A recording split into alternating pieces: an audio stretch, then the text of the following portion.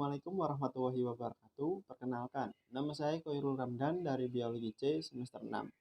Di sini saya akan memaparkan beberapa masalah yang terdapat pada wilayah pesisir. Langsung saja. Pertanyaan yang pertama yaitu kerusakan terumbu karang serta biota-biota lainnya yang disebabkan oleh penggunaan bahan peledak bom. Itu bagaimana sih solusinya? Saya persilakan kepada Aji Jalani. Assalamualaikum warahmatullahi wabarakatuh. Di sini saya akan menjawab beberapa permasalahan-permasalahan yang telah dipaparkan oleh saudara Khairul Ramdan.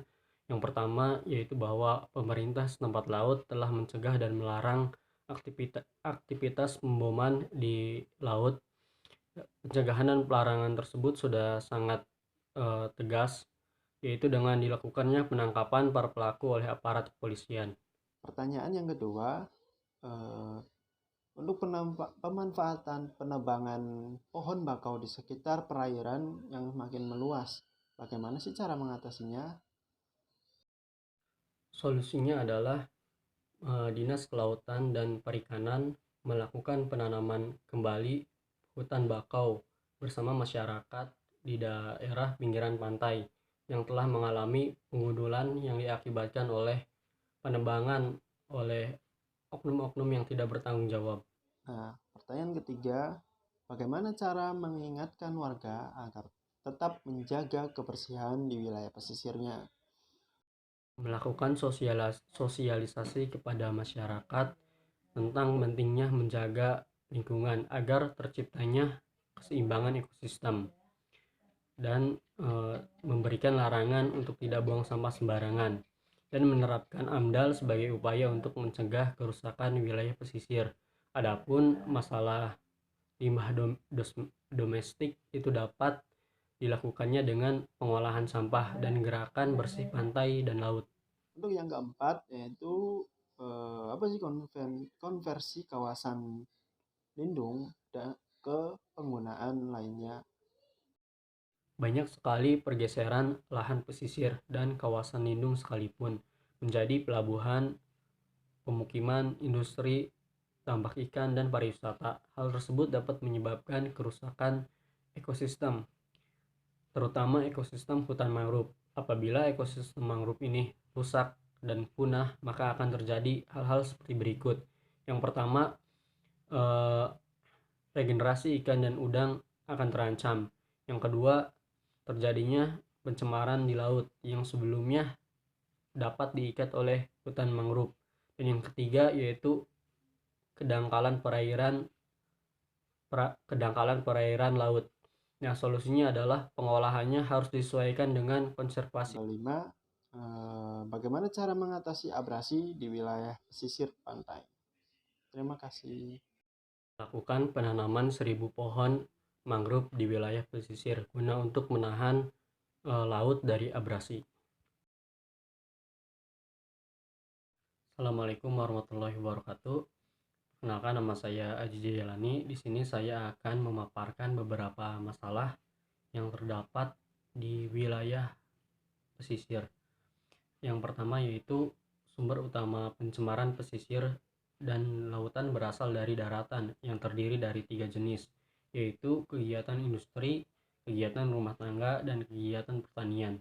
Kegiatan-kegiatan tersebut telah menyumbangkan limbah berupa limbah cair dan padat yang dapat menimbulkan dampak serius pada daerah pesisir dan makhluk hidup di sekitarnya. Penerapan AMDAL yang berupa mencegah kerusakan pesisir pada masalah limbah domestik dapat dilakukan pengolahan sampah dan gerakan bersih pantai dan juga laut. Sedangkan limbah pemanfaatan ikan dapat diolah menjadi bahan sebagai pakan ikan dan terasi. Permasalahan yang kedua, pabrik-pabrik yang berada di sekitar pesisir menimbulkan pencemaran berupa limbah industri. Limbah industri tersebut mengandung unsur yang sangat beracun, seperti basa, logam berat, dan bahan organik yang beracun. Mengelola limbah itu baik limbah cair, padat, dan gas atau emisi gas buang Dengan adanya pengelolaan limbah yang benar, maka air limbah dan gas dapat memenuhi baku mutu yang telah ditetapkan. Suatu kota harus mempunyai instalasi pengolahan air limbah domestik yang terpadu, baik limbah padat maupun cair. Dengan demikian, kualitas air di laut dan di pesisir juga dapat terjaga dengan baik. Permasalahan yang ketiga yaitu aktivitas manusia yang dapat merusak ekosistem pesisir, yaitu pengurukan sedimen dan pembuangan material hasil pengurukan tumpahan minyak. Aktivitas tersebut menimbulkan pencemaran yang dapat merusak. Sumber pencemaran yang sangat besar berasal dari pengerukan sedimen yang terus-menerus dan pembuangan material hasil pengerukan. Material hasil kerukan biasanya dibuang di beberapa kilometer dari pantai sehingga menimbulkan efek pencemaran bagi kehidupan perairan di sekitar. Untuk mengatasi sedimentasi atau penambahan kembali pasir di wilayah pesisir, itu ada beberapa cara. Jikalau sungai itu mengalami pendangkalan, pemerintah biasanya melakukan normalisasi terhadap sungai-sungai di wilayah pesisir agar tidak terjadi kebanjiran. Untuk pencegahannya dilakukan penanaman mangrove, bisa juga agar ekosistem di wilayah pesisir atau di sungai tersebut akan tetap berjalan dengan baik, walaupun tetap sedimentasi akan terjadi, tetapi akan lebih baik ketika kita sudah mencegah hal tersebut agar tidak bertambah parah. Permasalahan yang keempat yaitu bagaimana cara mengatasi limbah kerang yang terdapat di pesisir. Untuk mengatasi limbah cangkang kerang, biasanya penduduk pesisir wilayah pantai itu banyak sekali untuk dibuat kerajinan seperti gantungan kunci, gantungan hiasan yang di depan pintu, dan juga sekarang sudah ada alat pemecah kerang. Nah, alat ini akan membuat kerang menjadi halus, kemudian dijadikan sebagai pakan ikan, pakan ternak, bebek seperti bebek, dan juga yang sejenis unggas lainnya. Terima kasih. Permasalahan yang kelima, kerusakan yang diakibatkan oleh faktor alam adalah gempa, tsunami, badai, banjir, El Nino, pemanasan, predator, erosi. Kerusakan yang diakibatkan oleh faktor alam dapat terjadi secara alami ataupun akibat campur tangan manusia, sehingga dapat mengakibatkan bencana alam.